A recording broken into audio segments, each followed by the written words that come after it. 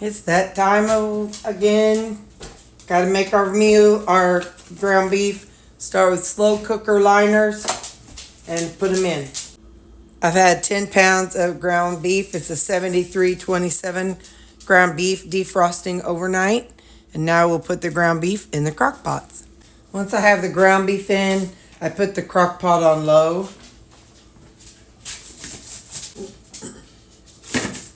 Every hour I take my chopper and I just chop it up to divide it up a little bit.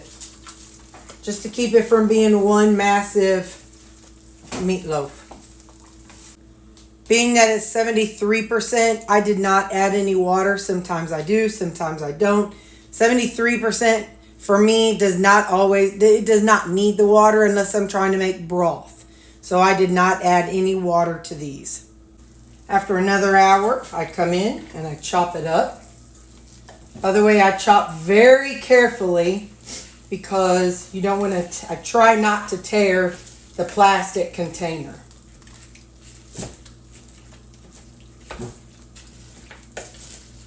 And you stop when it is your desired color and texture. When you feel like it's fully cooked, then you go to the next phase.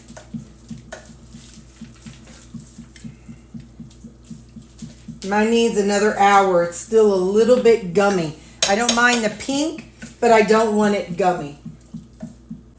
When your ground beef is to your liking, I put mine in a colander with a bowl underneath so I can strain out the excess fat and liquid.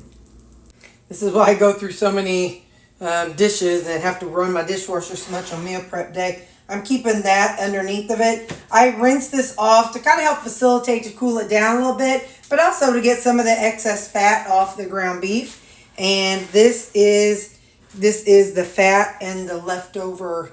Remember, I did not add any water, but it still made some water. So now I'll pop this in the refrigerator and maybe it'll be cool by tomorrow. Next up, we have 3 family packs of chicken. I'm going to put them over here. I've moved over to the table because I have a lot of other things I need my counter for this afternoon.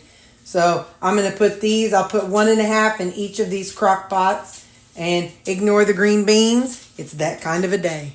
I'm opening up the chicken into just, because they start off like this, and then I'm opening them up, and then I'm going to add some seasoning to them. I'm going to add in some orange pepper because I am not saving this broth for anything special.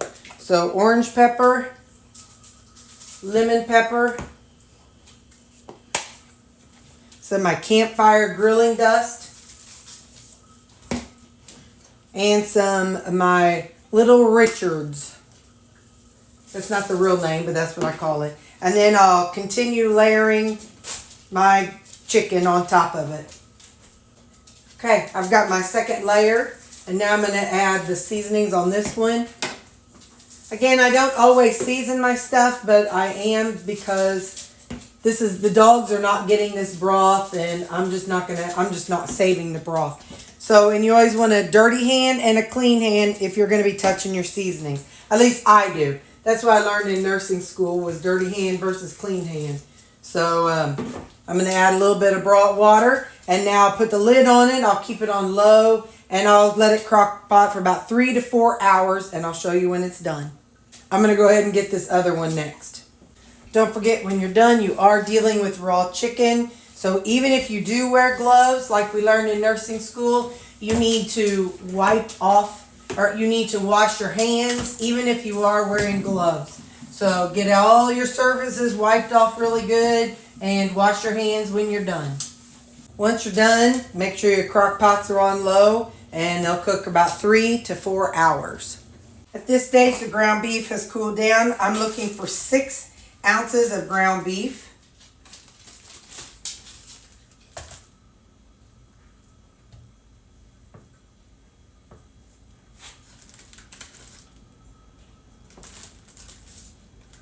Okay, there's 6 ounces. I'm going to go through and package up 6 ounces of ground beef in each baggie, and I'll be back whenever I'm done. That is our ground beef. 1, 2, 3, 4, 5, 6, 7, 8, 9, 10, 11, 12, 13, 14 days out of 10 pounds of ground beef. So 10 pounds of the 73% made 14 6-ounce servings. So that's that. Now what I'm going to do is I will lay them flat in here and let them freeze. So then after they're frozen, I'll do this with the chicken too. And after they're frozen, they'll be solid like this. And then I can just stand them up and line them up in my freezer. And I will, I keep 4 days out at a time to use for eating. And hey, if you want to know exactly how I use them, click like and subscribe and click the bell button and you'll be notified every time I make a video.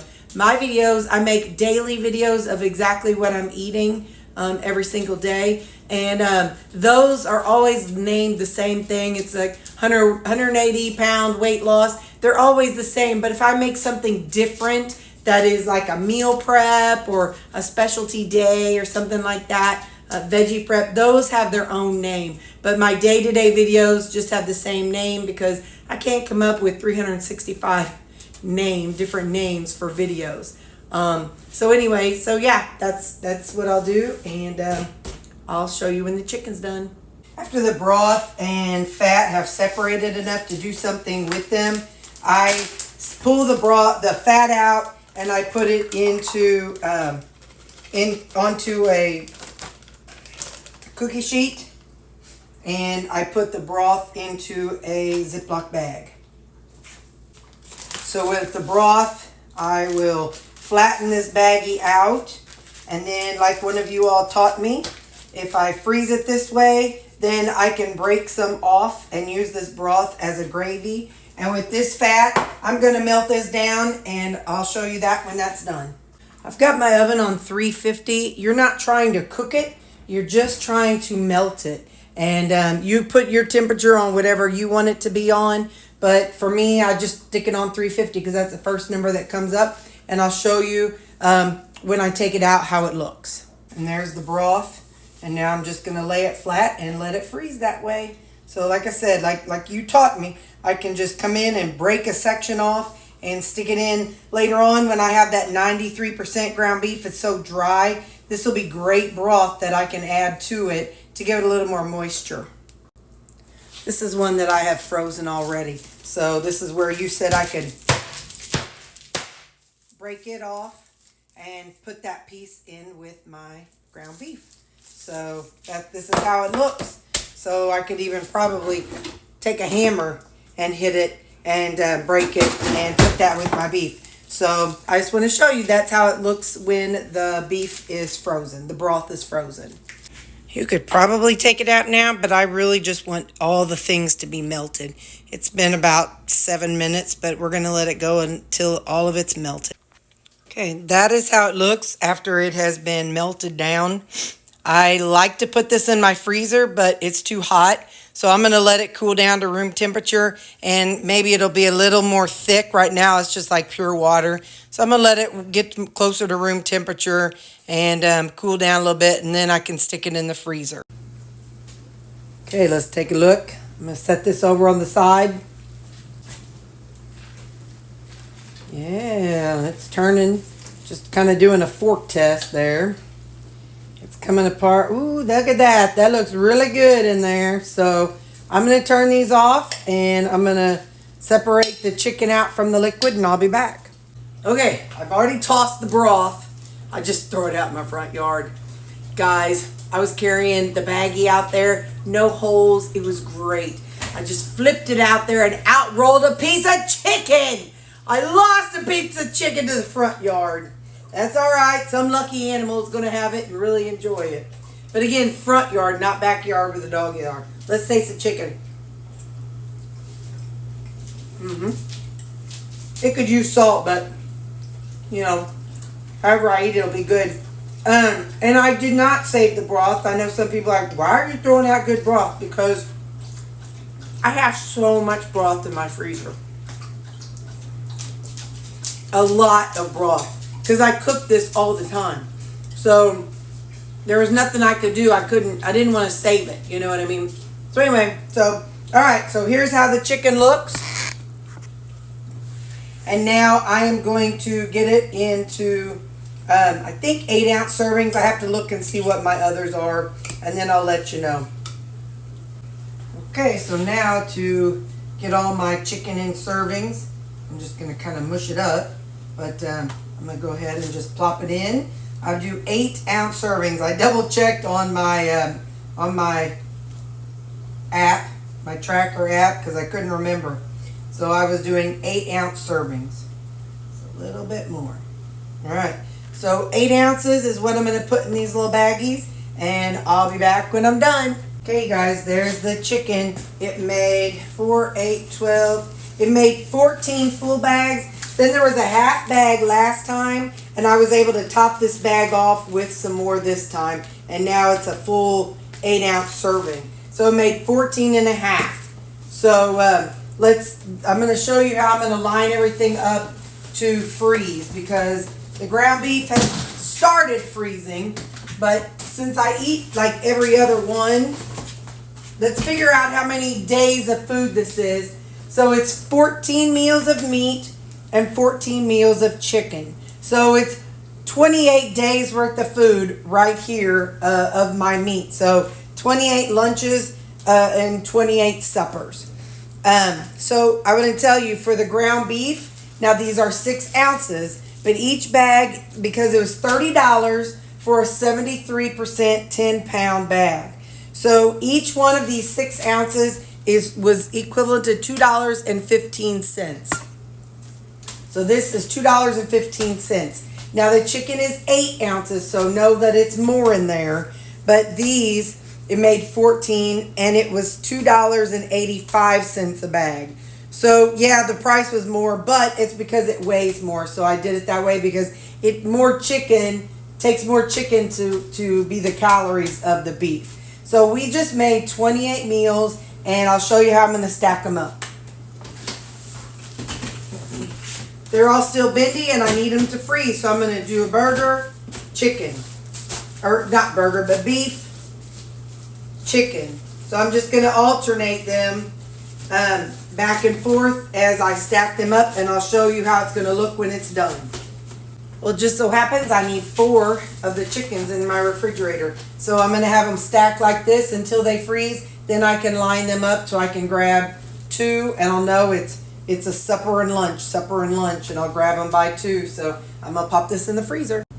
And that is the fruit of our labor right there. So there we go. That's all the meat. I'm going to try without spilling this. This is the rendered fat from the ground beef.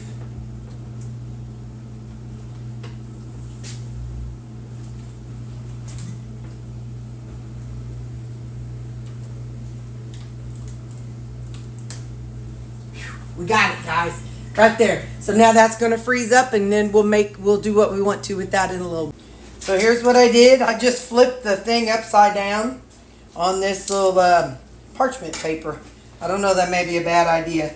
But now after I freeze it, I go through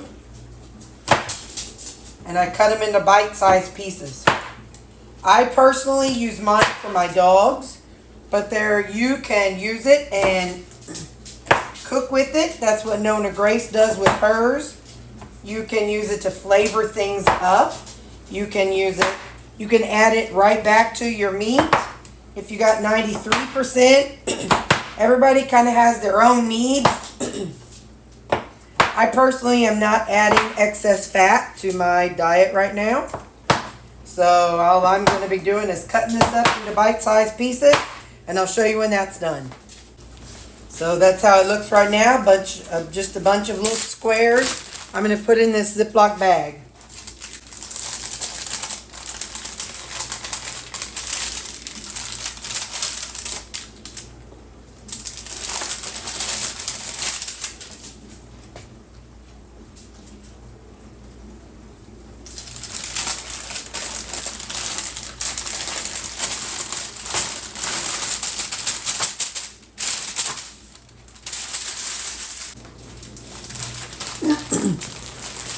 And this is what I do with mine.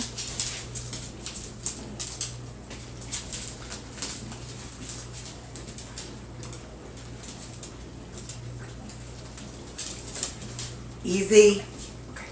And that's it. That's what I do with my meat meal prep. And I'll pop these back in the freezer and they get these for treats from time to time.